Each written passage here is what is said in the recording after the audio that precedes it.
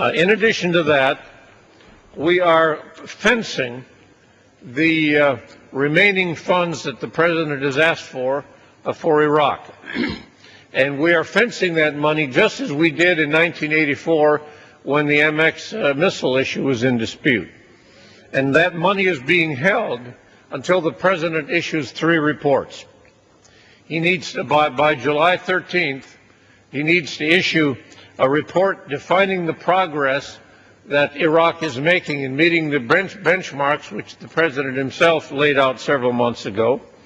And we also asked him to submit a second report outlining whether or not any of those benchmarks have actually been achieved. And then in addition to that, we are requiring a monthly report on the combat-ready status of Iraqi military units.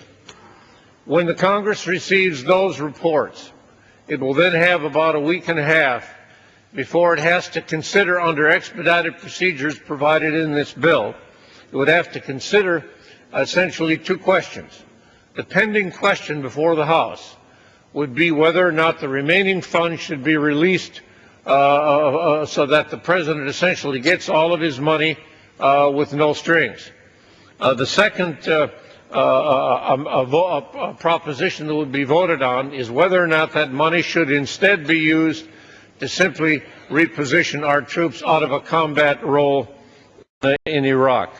We make certain exceptions, the same exceptions that we had in the bill the last time it was before the House. And I would simply say, Mr. Speaker, that I think what we do with this process is to guarantee that the administration has a fair, clean shot at getting the result it wants. And I think those in this chamber who want a different result and want to see a new policy in Iraq, they will get a clean shot at their preference. What we are in essence doing is giving the President about 60 more days to make his case before those votes occur.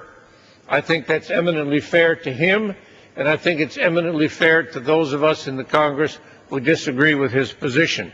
We are trying to find a way to reach a final decision on these matters, even though many of us in this body very strongly agree with the President's package. With this package, we will have compromised now on 3 very major items. We will have compromised on the initial MRTA principles with respect to military unit readiness by providing a waiver for the President. I yield myself 1 additional minute. Was recognized an additional minute. We have also compromised with respect to the timeline, because we have kept in our initial bill that he vetoed, we retained the initial date by which troop repositioning was supposed to begin, but the final closeout date was left to be very much an open-ended affair. That was a huge concession to the White House.